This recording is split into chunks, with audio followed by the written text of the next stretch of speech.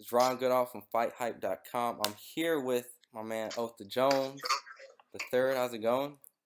It's going good. Now, I obviously have to ask, since the pandemic has slowed down the boxing world a little bit, and the fights have been on postponed and delayed. How have you been kind of handling this whole situation, and have you been staying active throughout this time? We just handling the situation by, not going out so much, trying to stay in the house as much as possible, and, still coming to the gym as always, just not as much people. We closed down our gym. People that only live with us and that's in camp with us can come to the gym. Just staying active. That's the main part right now. And just for the fans, you're in Toledo, Ohio right now, right? Yeah, Toledo, Ohio. Yep. So the gym, it's last time I checked, it was called Soul. It was Soul Gym. Soul City. Soul City. So you're in there currently with your sister and your brother right now, and just kind of working out. No, we just had the news come by a little earlier. Just finishing up. And then I know being inside that gym, it's just tempted that you just kind of want to just hit some bags and just want to just do some sparring. Oh, okay. Yeah. Is that the hardest part, throughout this? Just like, I'm sure you can do home workouts, hit the bag, lift weights, run, but that sparring, you miss it. Yeah, sparring teammates is, you get used to them, or, I spar my sister. I get used to her, I just want some sparring work that I can get, when it's real intense. I haven't seen the guy very much, and get some real good rounds in. And just for the fans who don't know, because you said sister, you want to clarify, you don't have just, a sister that's just hanging around with boxing. She's any sister. She's made the Olympic team, right? Right.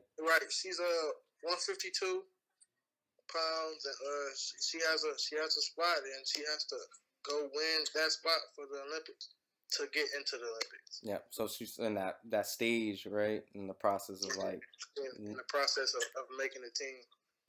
I know you're very supportive of her throughout this whole process, and I know that it's been kind of a nuisance seeing that it's been delayed, and she was, on a great track and winning all her fights. Is this kind of put a little damper on things, and has this, I guess, as a family and a brother, like, has this kind of made it a little difficult for everyone? Yeah, it made it kind of difficult for her.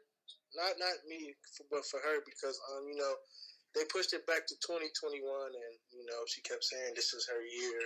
This is the year she's going to show everybody that she's going to be the Olympian, and just hurtful to see her going through this. Mm-hmm. She was very sad that it was in 2021 and rather than 2020, and just very emotional and thinking about it. But she's going to stay amateur, and she's going to wait. It's just mind-blowing that she has to wait another year. And, I know you're in her corner as much as she is, yours. And as a family, your brother, your dad, you guys are definitely going to find a way to get there and bring some gold, not just in the United States, but Ohio and Toledo specifically. Right. So, I think Toledo had like an Olympian before. It was a heavyweight, right? It was Vargas? Yeah, he was a heavyweight. Yep. So that would be huge for her to kind of, with you guys, this family name, to bring that to Toledo. Yeah, it's a little setback, but it's nothing major. She's gonna keep training, keep being there for her, and she's gonna wait it out. Now, throughout this time, while you're, going through this pandemic like us, and just kind of figuring everything out, have you been able to kind of like maintain like that boxer lifestyle, like a weight? Or have you been chilling a little bit, giving your body a rest and well deserved? Because I know you've been very active the previous years. And yeah, this right now, just want to keep at least one workout a day. Not trying to get too much overweight, but at least one workout a day. We're gonna keep being strong. Keep doing our push-ups, pull-ups, and dips, little weights here and there. But other than that, yeah, I'm letting my body chill. letting it get the proper rest. So when I come back, I will be stronger than ever. Are you still doing your dancing, man? Like, I know that was a huge thing when I was there. That's never gonna leave. I'm gonna always be dancing. Always have that rhythm by my side. And of course, for the people who haven't seen, they got to check it out, man. You have this real intense workout, a lot of fun. You even teach the kids when you dance, and it's very awesome and unique. That helps a lot with your fighting style, though, of course, right? Yeah, very much. Rhythm and our posture, the way we move, helps very much. Now, while you're growing and trying to figure out your weights and everything right now, have you figured out kind of like your campaign weight, where you're comfortable and where you want to be at? I really haven't figured it out. 130, 135 is all I've been fighting since I have been, pro. But I really want to get a title at 130, a small title at 130, and get a world championship at 130.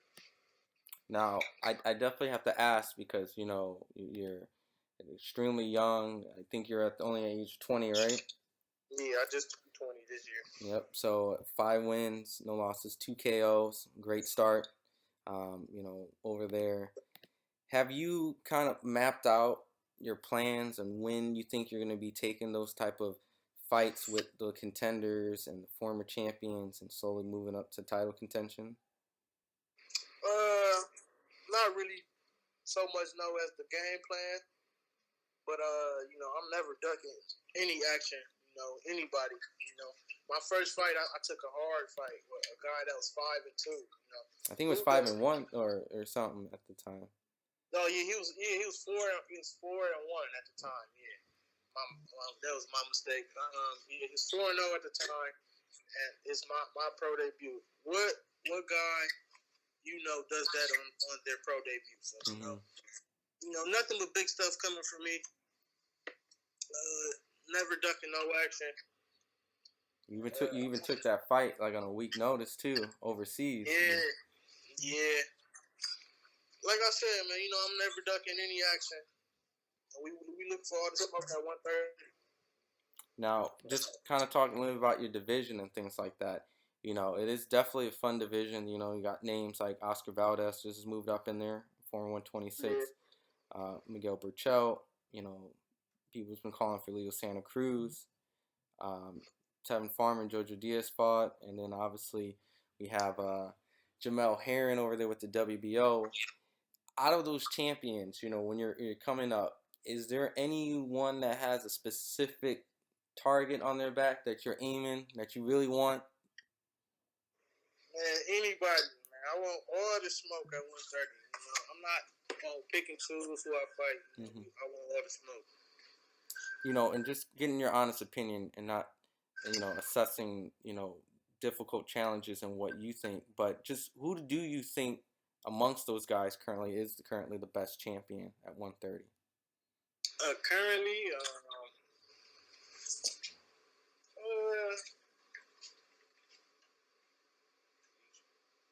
I would say I don't really know too much, so I would probably say Jamel Herring at 130. And what do you think that makes Jamel the most difficult out of Jojo Diaz, Leo Santa Cruz, and Miguel Burchell? I can't really say Jamel Herring. I would say Leo because he throw a lot of punches in. He's a Mexican, so he's never gonna stop coming. And of course, a lot of people have been wanting to fight Leo Santa Cruz. Recently Shakur Stevenson said that he wanted. I spoke with him. He wanted him. Jamel Herring says he wants him. Gary Russell's been very vocal of him. And Leo. Yeah, Gary Russell want Leo Santa Cruz back. How do you think a fight with Gary and Leo, if they fought each other? It would I don't know. It would have to be the greatest man who comes out on top because Gary is slick boxer. Leo Santa Cruz is gonna as a pressure fight, he's gonna press you. And styles make fights, so I can't really call it. It's a real tough fight. But I see Gary coming up on top. You think either one of those guys can face Tank? They both wanted to go up and and challenge Gervonta Davis. I think Gary and Gervonta Davis would be a good one, but I don't know about Leo Santa Cruz. I think he's too little for Tank. Tank could get him out of there early. Mm-hmm. Oh, really? Yeah, Leo and Tank. And and seeing how that whole fight situation go out, do you think that the fight at 130 is possible for Tank to come down?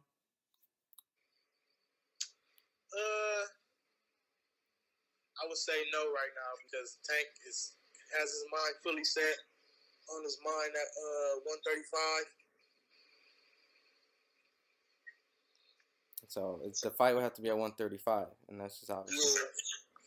Yeah, because Tank said he don't want no more 130. He said he want 135. Now you mentioned between 130 and 135. Does 135 even interest you a little bit going into that in that division, or you want to start at 130 mostly? It would, but I just feel like 130 is more of my weight. Mm-hmm. You know, I feel like if I go to 135, I'm giving up some points before I even go into the fight because I'm so small. Mm-hmm. Some big, tall guys in that division, Yeah, some tall guys at 135. And sure enough, you're pretty good friends with, or you came up in amateurs with Devin Haney. Yes. And seeing the progression, with Haney, and I think you guys actually have been inviting each other's fights and stuff, and coming out and showing support amongst each other. Yeah. How do you think Devin's progressing at 135 as a champion there? Oh man, that guy's amazing. Just like he said it just in amateurs how he was gonna do it, and he did it. So I have nothing but respect for him, and I think he's the top at 135 right now. And you would place him over like guys like Gervonta and Lomachenko and Teofimo right now?